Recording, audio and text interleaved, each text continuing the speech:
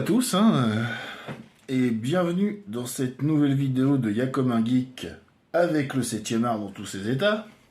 Parce que, encore une fois, on est reparti sur une figurine de cinéma, un peu dans la même lignée de celle de la dernière fois, parce que le dernier unboxing que je vous ai fait, c'était Descartes, Rick, interprété par Harrison Ford dans Blade Runner, l'original de Ridley Scott. Cette fois-ci, on va être sur la suite par Denis Villeneuve avec, on le voit sur la boîte, Ryan Gosling, donc Blade Runner 2049. Bon, là c'est marqué Blade Hunter et 2046. Bon, on n'est pas très bon sur la date, mais par contre c'est bien marqué Hunter K, qui est le nom du personnage principal, s'appelle K. Voilà. Donc on est de bon matin, comme à l'accoutumée, donc à la vôtre. Allez, on va partir sur la figurine, donc. On va parler un peu du film, parce que on est quand même sur le 7e art. Donc sur une figurine du film Blade Runner 2049, qui est sorti en 2017, réalisé par Denis Villeneuve, qui fait suite à l'original de Ridley Scott, sorti 30 ans avant. Musique de Hans Zimmer, cette fois-ci ce sera pas Vangelis. Au scénario, on a quand même Ridley Scott qui a chapeauté le projet et Michael Green. On a quand même un beau casting. On a Ryan Gosling qui nous joue K, Harrison Ford qui reprend son rôle de Descartes, avec plus de rides, plus de bides et des cheveux blancs. On a Ana de Armas qui jouera Joy. On a Robin Wright qui va jouer Miss Love. On a Dave Bautista qui joue un répliquant. Et Jared Leto qui joue le directeur de la société Wallace, qui remplace la société Tyrell, qui fabrique les réplicants. Voilà. Donc qu'est-ce que ça raconte? 30 ans après Blade Runner, qui se passait en 2019. Entre deux, il y a eu un blackout en 2022. Voilà, on est toujours à Los Angeles, donc on y suit K, un modèle récent de répliquant, dont la fonction principale, ou travail, consiste à éliminer les modèles les plus anciens devenus prohibés car instables, comme on a pu le voir avec Roy, Betty, Pris et puis Léon dans le Blade Runner original. Ils avaient comme tendance à se rebeller. Voilà, donc K est un paria, il est autant rejeté par les humains que par les répliquants, donc il est souvent seul, il n'est pas forcément en phase avec son travail. Le peu de réconfort qu'il a dans sa vie, il le trouve quand il rentre chez lui en la compagnie de Joy, sa petite amie holographique, donc qui est totalement virtuelle. Voilà. Donc K va être amené à éliminer un répliquant, et puis durant son enquête sur le terrain, puisqu'il va analyser un petit peu l'habitat, l'environnement et tout ça qui s'y trouve autour, avec des machines perfectionnées, un drone et tout ça, qui analyse les strates de terre et tout, sur plusieurs couches, va découvrir une boîte avec des ossements au pied d'un arbre.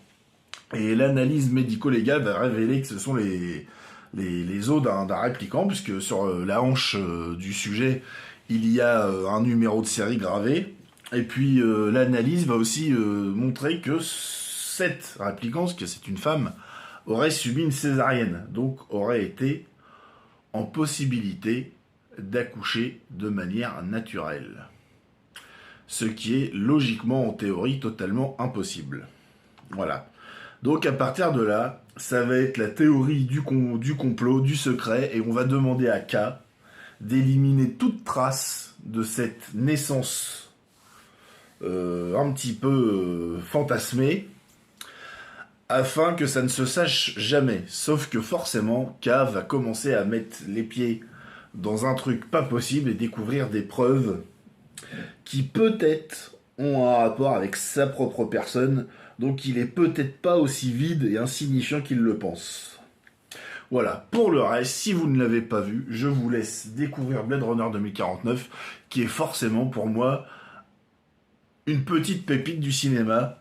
Denis Villeneuve a fait un très bon travail de réalisation, de respect de l'œuvre originale de Ridley Scott. On y retrouve les codes visuels, la contemplation, alors peut-être même exacerbée chez Villeneuve.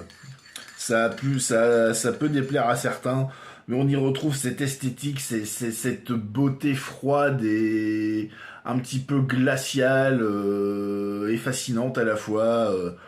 Ces rues de Los Angeles bondées avec des néons de partout. Bref, Villeneuve a fait un boulot superbe et je trouve que c'est une des rares suites de films des années 80 qui vaut vraiment le coup d'être vue et qui est bonne pour une fois. C'est quand même très rare pour être signalé. Donc maintenant on va passer à la figurine.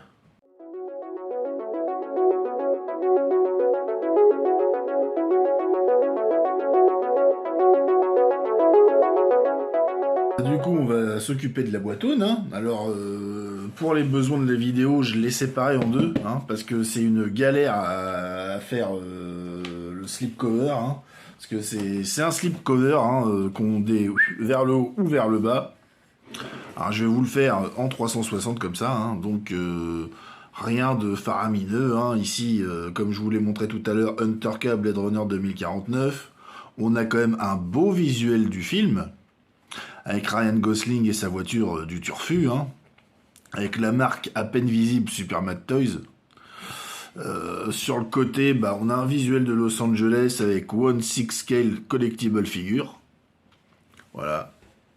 On retrouve encore la voiture volante. Sur le côté, de l'autre côté, bah, on a la même chose, hein, ni plus ni moins. Voilà. Là derrière, bah, on a le pistolet de Descartes et non celui de K. Donc avec Hunter K, Blade Hunter 2046, 1/6 scale collectible figure. Voilà, K en profil. C'est assez graphique, ça j'aime bien. Vous voyez, ça je trouve ça joli. On retrouve le visuel de la ville de Los Angeles, hein, avec ses autoroutes volantes. Et Super Mad Toys. Rien d'autre à signaler. Ensuite, on se retrouve sur une fois qu'on a slippé ça, avec beaucoup de mal parce qu'il n'y a quasi pas de jour entre le truc, c'est serré comme pas possible. Comme Rocco dans son boxer. Voilà. Donc, on se retrouve avec une boîte totalement noire, très très sobre. Voilà. Que pareil, il va falloir slipper. Donc, bah, hein, on écarte, hein, comme avec papa et maman, et on tire. Voilà, et ça glisse. Ça, pas de souci, on y arrive sans mal. Donc là, on se retrouve encore sur un petit visuel. Donc là, on a un Replicant Origin. On voit les immeubles de Tyrell qui ont certainement été repris par la société Wallace pour les infrastructures. Donc toujours avec le titre hein, qui est noté, le nom de la figurine, hein, non officiel, hein, bien sûr. Hein. Donc on tire ça, voilà. Bon, à la limite, ça peut faire tenter de faire un truc en arrière-fond. Hein. Ça peut faire un fond. Voilà, donc on arrive sur une petite mousse. Une petite mousse qu'on enlève et on découvre la figurine. Voilà, la figurine. Le pistolet dans une petite boîte, un deuxième HS. Il y a un deuxième étage. Tweak. Et on découvre le reste. Donc on voit directement 3 sachets, hein, dont un avec les mains, le socle, la tige pour le socle. Voilà. Donc on va se détailler tout ça maintenant.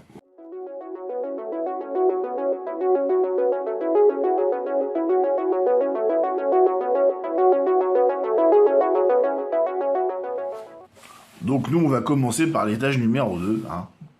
Voilà. Donc je vais commencer par ce qui est accessible, hein, c'est-à-dire le socle.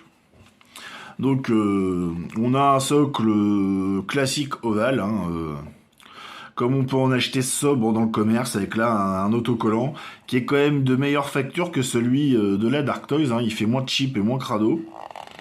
Il est bien collé, il est bien appliqué, il est assez graphique, j'aime bien.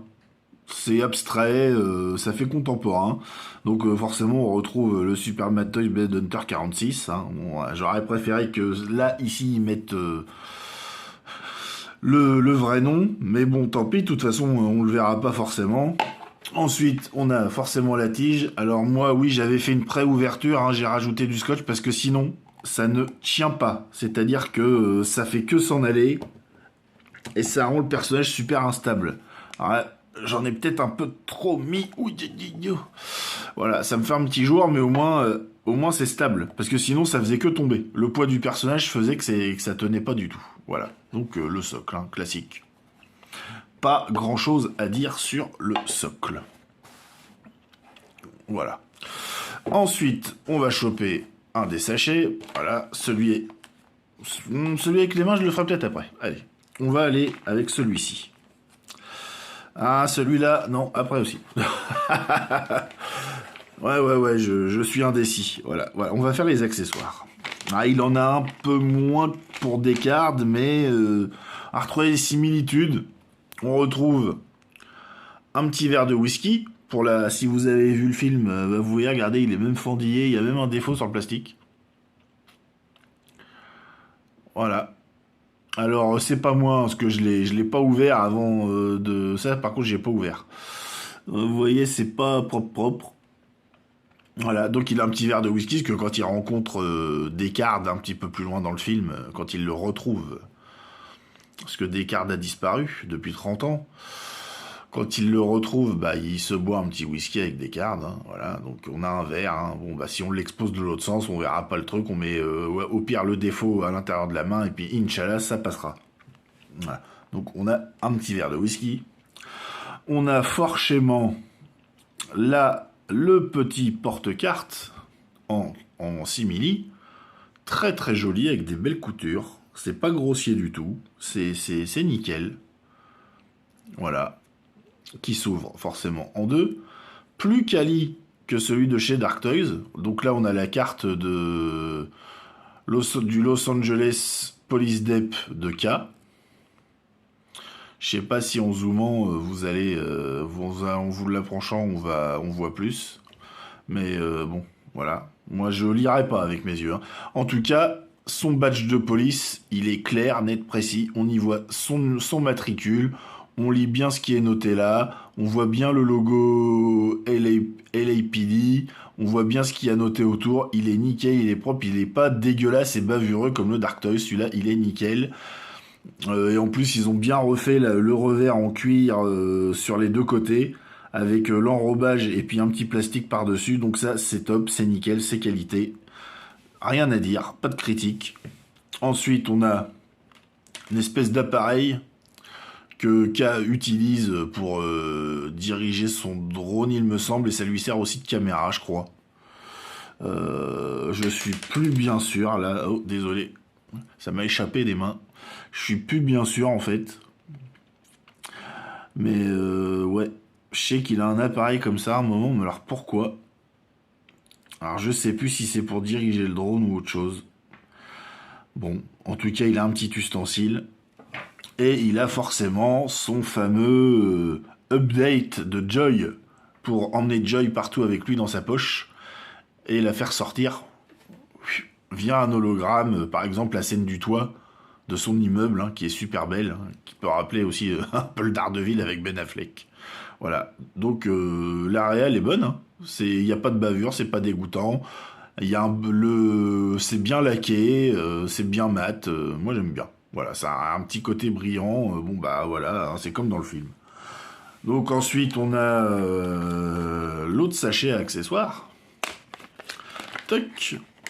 Alors là on y trouve tout simplement le holster de K. Donc épaule gauche, bras droit, parce que K est droitier.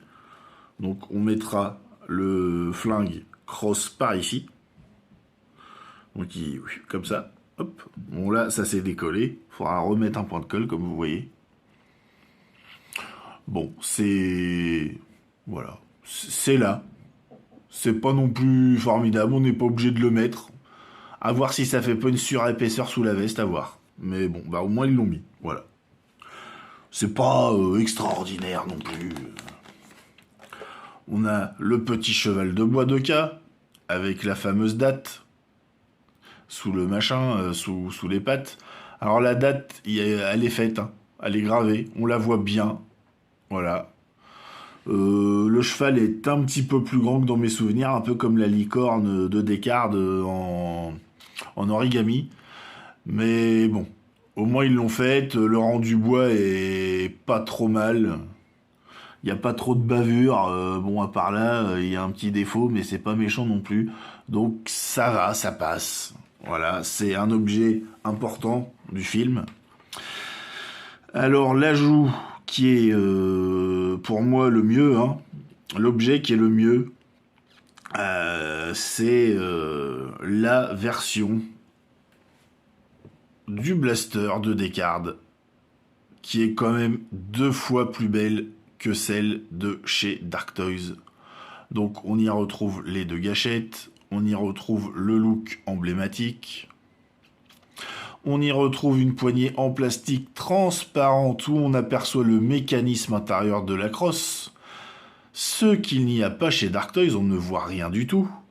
Je vais vous comparer les deux, vous verrez tout de suite la différence. Regardez. Je vais mettre mes doigts. Vous voyez, on ne voit... Chez Dark Toys, on voit rien du tout. On distingue à peine. Là, c'est très visible. Je vais vous le faire sur fond noir pour pas galérer. Avec le point. Donc ça, c'est le Dark Toys. Hein. Je vous l'ai déjà présenté dans l'unboxing d'avant. Voilà. Vous voyez, très brillant, patati patata. Et le Mad Toys, qui est beaucoup plus beau pour moi. Donc je vais le remplacer par celui-ci. Pour mon Descartes, voilà, le plastique brille moins, il y a plus de détails. Voilà, regardez, il est un peu plus détaillé.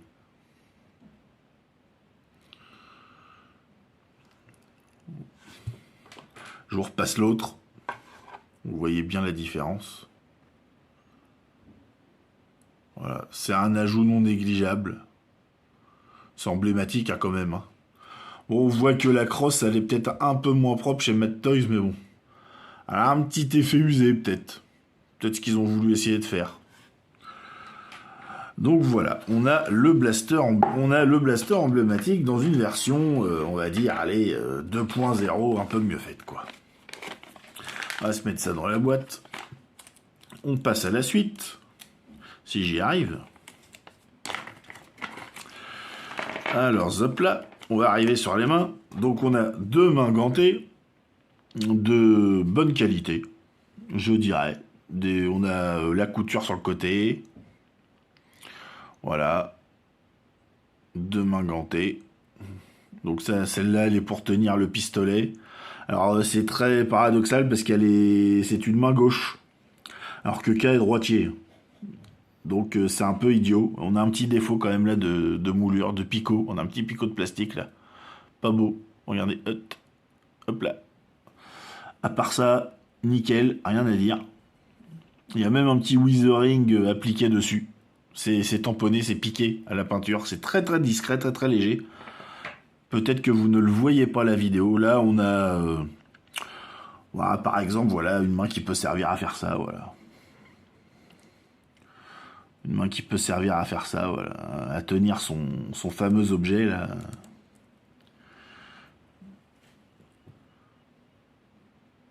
Voilà, elle est d'aussi bonne qualité que l'autre.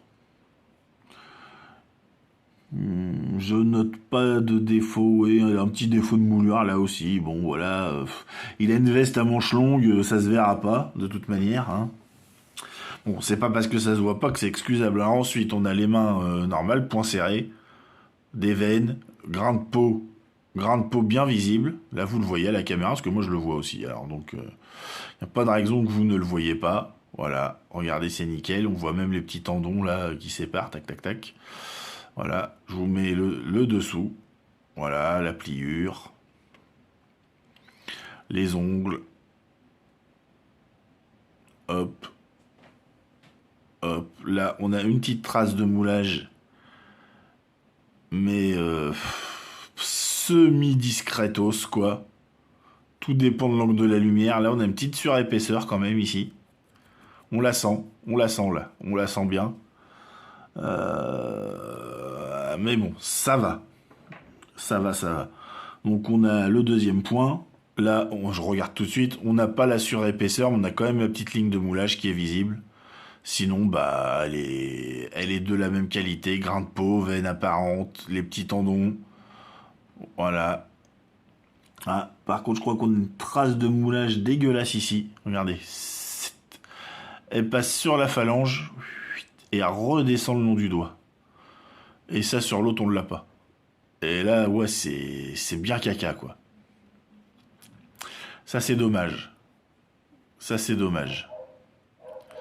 Donc, la main, là, elle est pas propre, hein. Ensuite, bah, la main droite, hein, pour tenir le pistolet. Alors là, c'est l'hécatombe, hein, parce que direct, on voit qu'on a un picot là. L'ongle est pas beau. Il est direct, ouais, picot de plastique, pic. Trace de moulage, hop, tout le long. Hop là, ici, flop. La texture de peau est bonne, le veinage est bon, la forme de la main est bonne. Mais alors là aussi, trace de moulage aussi, hein, on sent en passant le doigt. On sent. Là aussi, oh là là là là là. Ah ouais, non, celle-là, elle est dégueulasse. Aussi bien extérieur qu'intérieur, sur les côtés, en haut, en bas, à droite, à gauche, vous pouvez la prendre sous tous les angles. Elle est dégueulasse. Elle est dégueulasse de chez dégueulasse. Regardez ça, la surépaisseur ici, quoi. Mamma mia, quoi. Ah, c'est dégueulasse. Celle-là est jolie. Celle-là est jolie. Celle-là est assez jolie. Il y a moins les défauts. On a toujours la trace de moulure sur le côté, mais moi elle n'est pas prononcée extrême, on la sent même pas au doigt. C'est un peu grossier peut-être à l'intérieur là. Là on a une petite trace de moulure aussi ici là. Mais elle se voit quasi pas. Ouais là c'est un peu dégueulasse ici là, sur ce doigt là. Vous voyez, j'écarte pour que vous voyez là. Oh là là. Là c'est pas terrible. Mais bon, celle-là, ça va. Mais alors, ouais, celle-là pour tenir le flingue, là. Ouais, en fait, tout ce qu'ils se sont dit, ouais, ça va être planqué avec le flingue. Vas-y, on se casse pas les pieds, quoi. Elle est crado, celle-là. Hein, c'est l'apothéose. Hein. Ensuite, qu'est-ce qu'on a? Eh ben, on a une petite boitoune en plastique qu'on ouvre comme ceci. Voilà, tac, et tac, et tac, rempli d'une petite mousse. Alors on avait le petit socle pour poser le blaster, donc celui que vous voulez exposer. Hein. Voilà, vous pouvez faire une petite exposition de blaster. C'est propre, pas de bavure, c'est nickel. Voilà, bon c'est noir, je sais pas si le blaster tiendra bien, mais au moins c'est là, moi j'en vois pas l'utilité, mais bon si vous voulez. Et on a forcément, bah, K, hein, son arme de service. Qui est vraiment super soignée. La crosse n'est pas en relief, mais il y a un bel effet. Alors je sais pas si on l'a en relief dans le film, hein, vous avouerez. Mais en tout cas, elle est belle. Bien wizerée. Bien détaillé, bien fidèle au film.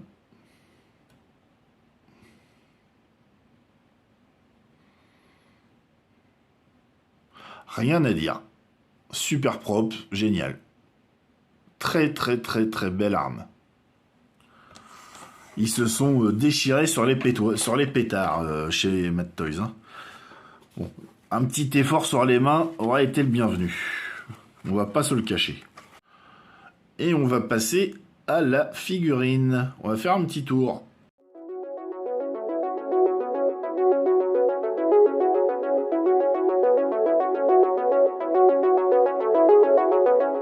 Voilà. Donc comme je suis pas gentil, j'ai enlevé les têtes. Pour vous laisser la surprise. Alors, est-ce que les mains sur la figurine sont du même acabit? Alors, on va regarder ça, parce qu'on en a encore deux. Ouais, bon, ouais, c'est un peu plus propre, mais il y a quand même les petits défauts de moulure. Voilà. c'est plus propre que la main qui tient le flingue, mais il y a toujours les petits défauts de moulure par-ci par-là. Genre là, au bout des doigts, ça se sent bien, hein. Vous voyez, il y a une belle surépaisseur qui se voit. Regardez, hop là. Vous voyez, super. Surépaisseur, direct, vous la voyez. C'est obligé. Voilà. Mais c'est plus propre que ce qu'il y a, que la main qui tient le pétard. Ah, celle-là, elle est dégueulasse, mais j'ai jamais vu ça, quoi. Enfin, en tout cas, j'ai rarement vu ça. Ouais, celle-là, elle est du même acabit, hein. Le grain de peau est nickel, le veinage est superbe. De loin, on pourrait dire waouh, elle est vraiment belle la main, il y a un beau grain de peau, une belle texture, tout ça. Mais quand s'approche, eh ben il y a des traces de moulure, on les sent sous la peau, on les voit au visuel, donc ça gâche un poil. Voilà. Bon, je vais pas m'attarder sur les mains. Vous savez quoi en penser maintenant. Donc, bah, écoutez, on a sa veste, hein, longue, avec la moumoute. Petit aimant ici, pour le revers. Voilà, regardez. Toc, petit aimant. Voilà, c'est aimanté ici. On a les poches qui sont fonctionnelles. Voilà, poche ici, poche ici. Pas de l'autre côté, en haut. On a une poche en bas, par contre, fonctionnelle aussi. On peut mettre des choses dedans. Voilà. Donc, on peut relever le col et forcément, avec l'attache ici, lui masquer le nez, hein. Ça lui fait un cache-nez comme ça, quoi. Bon, faut passer la sangle. Je vous ferai ça quand je vous ferai les poses, hein. Donc le manteau est de bonne qualité, légèrement wizeré, hein. Je ne sais pas si à cause de de la lumière de la maison vous le voyez, de la pièce, mais regardez, il y a léger wizering un peu partout. Donc les coutures sont respectées, genre aux épaules, vous voyez, hop. Il y a des petites coutures là, petite couture là, petite couture ici. Voilà, voilà, ça retombe bien sur la main. Nickel, on a bien l'inscription derrière.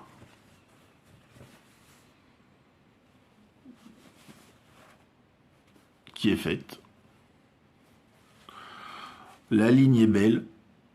Il n'y a pas de souci. Et voilà, le pull à l'intérieur. Le pantalon, les chaussures, très très bien wizerées. Les boots, hein, c'est des boots, hein. Hop. Un personnage comme Descartes, hein, avec un look simple mais efficace. Donc on va se détailler un peu plus la figurine et se regarder les HS.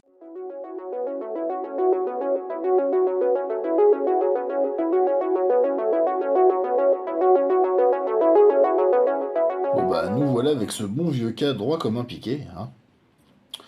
Donc on va se regarder ce fameux HS plus en détail. Hop là, on est parti. Donc moi je trouve que c'est un head sculpt plutôt pas mal de Ryan Gosling, hein.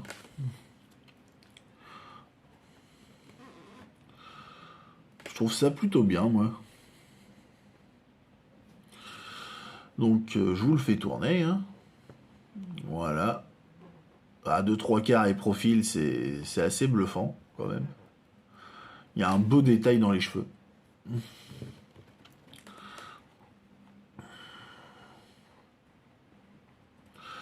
Ouais, c'est bon, hein, c'est très très bon. C'est très très très très bon. Un petit grain de beauté ici. Voilà. Le mal rasé est bien géré, la texture de peau est bien gérée, le regard un petit peu, on va dire, désincarné est bien là. C'est pas un acteur très expressif non plus selon les films Ryan Gosling, hein. Alors en ce qui concerne la tenue, ben voilà la tenue, hein. Voilà, donc pareil, hein, voilà, je me mets environ aux 3/4, je recule environ au niveau des mains et je vous fais tourner ça. Vous voyez, hein, le manteau est d'extrêmement bonne qualité. Le pull aussi, il est peut-être un peu court.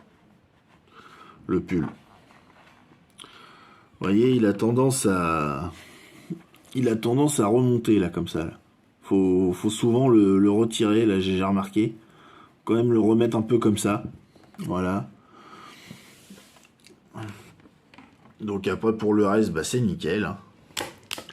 Les bottes, les chaussures, superbes. Hein.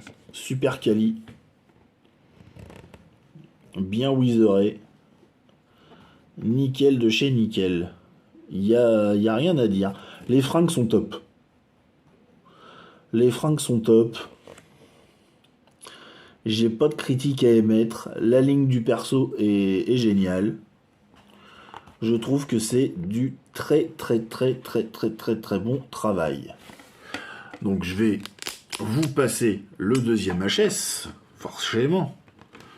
Donc bah c'est tout con, hein. On prend notre agent K, hein. On lui arrache la tête, tac, d'un coup sec, vous voyez, très simplement. Hein. Coucou. Voilà, on la pose à côté. Et puis, alors, bah, j'ai un peu triché. J'ai fait un petit ajout, moi. Vous allez voir. Donc c'est un HS comme des cards, qui est Battle Damage. Hein. Donc, faut savoir que je ne sais pas trop à quel moment du film de quel moment du film ils se sont inspirés pour ce Battle Damage. Ça peut autant être au début qu'au milieu qu'à la fin, parce que Ryan Gosling, l'agent K, dans Blade Runner 2049, il en prend littéralement plein la gueule tout le long du film. Donc, hop, hors champ, je visse la tête. Oui, parce que je vais quand même essayer de vous réajuster le pull, histoire qu'il se coince pas sous le HS, patati patata. Enfin, vous m'avez compris. Voilà. Donc, le HS Battle Damage. Moi, j'ai fait un petit ajout substantiel. Rien de formidable. Mais un petit ajout qui va faire la différence. Voilà. Je lui ai rajouté la petite pansement. Voilà, le petit pansement. Donc j'ai fait quand même une épaisseur. Hein. Je me suis inspiré d'une photo du film, tout simplement. Où il est comme ça, là. Il est comme ça, là, en train de regarder un truc dans le vague. Le visage rosé par les néons sur fond bleu. J'essaierai de vous refaire le style de scène dans un montage, dans la galerie. Vous savez, j'adore faire ça. Donc, il est d'aussi bonne qualité, le HS, voire même sublimé un peu par ce Battle Damage. Alors, la scène dont je me suis inspiré, elle est à l'inverse, c'est-à-dire que la couleur de sang, il l'aurait plus de ce côté-là. Et il lui manquerait un petit peu de salissure par-ci par-là, parce qu'il est vraiment très salopé. Un peu de sang aux narines et un petit peu à la bouche. Mais bon, ça, un petit coup de citadelle, peinture Blood for God, truc muche. Comme ceci.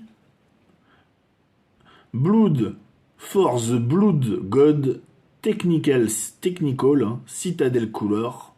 Vous mettez ça, vous le diluez un peu à l'eau, vous diluez un peu à l'eau, vous mettez, attendez que ça sèche bien, et là vous en mettez une belle épaisseur et vous arrivez à vous faire des putains de contrastes de sang.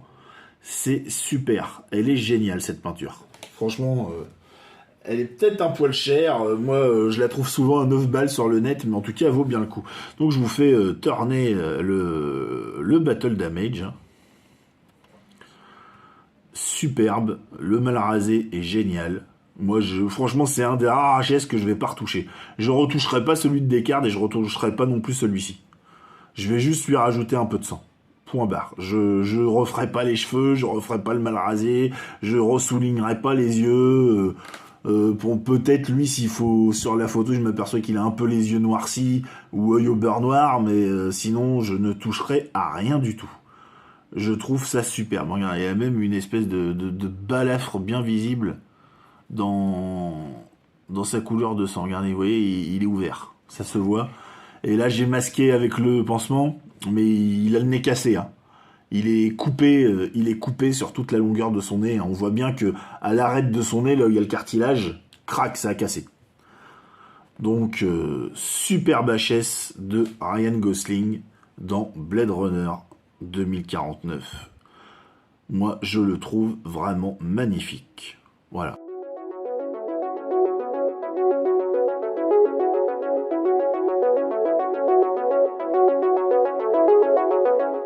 Bon, alors, qu'est-ce qui donne ce Ryan Gosling niveau articulation? Alors, on va l'enlever du socle. Déjà, pour le visage. La tête. Alors, bon ben, voilà. Ça, c'est clair. On peut lever. Baisser. Pivoter légèrement. Voilà, vous voyez. Une belle rotation. Ensuite, le torse. Le torse, donc on peut pencher. On peut pencher ici. Voilà, vous voyez. Pencher là, pencher là. Donc, c'est plutôt bien. On peut légèrement... Ici, on peut pas tourner. Là, on peut faire un léger pivot. Ah, il a des abdos, le cochon. Voilà, on fera pas plus. Ensuite, pour les bras, lever. Voilà. Je vais vous enlever la veste, parce que ça limite un peu les mouvements, forcément. Allez, c'est parti. Donc, j'enlève la veste. Je remets les mains. Toc, toc, toc, toc. Alors, donc, on peut lever. On peut bien lever. Hein. Voilà. On peut aller en face, en arrière. On peut même faire tourner le bras si on veut, hein, totalement. Là, je pourrais pas à cause du pull, mais on peut. Voilà. Donc, pareil, avant, arrière, pas de souci. Voilà. Double articulation. Des deux côtés. Alors moi j'ai une petite fragilité ici. Il a tendance à sortir. Voilà. Donc après, on a un pivot. À ce niveau-là. Pivot. Pivot total. Hein. Pivot total. La main, bah voilà. Hein. Vous voyez, hein, pas de souci. On peut y aller. Voilà. C'est articulé comme il faut. Tagada, tagada. Donc c'est pas non plus un body qui est super, comment dire, qui est super solide. Hein. Faut faire attention. Vous voyez, moi j'y vais quand même comme un bourrin. Hein. Pour les jambes, alors on peut lever, pas plus que ça, pas plus que ça. Ensuite, on peut pas aller en arrière, ça bloque, on peut pas. Ensuite, pour les genoux. Double joint, donc talon-fesse, hein, c'est possible. Pour les bottes, ça va être limité, mais il y a quand même une petite rotation légère. Un avant-arrière, une rotation légère et un avant-arrière qui se fait. Néanmoins, un tout petit peu. Et au niveau de la cuisse, il y a un léger pivot. Très restreint par ici, intérieur. Enfin, extérieur, pardon, mais intérieur, un peu plus. Voilà. Et on est déjà pas mal. Ça va nous permettre quand même une bonne posabilité. Voilà. Donc, pour ce qui est du holster, j'ai vérifié, ça fait pas tellement de grosses impressions de surplus. Si on le rajoute sous la veste, ça passe. Honnêtement, ça passe. Ça fait pas mastoc. Mais vous voyez, avec le pull, il a quand même une carrure un peu bizarre, quoi. Il est très large d'épaule. Ça fait étrange, je trouve. Voilà, donc maintenant, on va passer aux petites galeries photos avant la conclusion.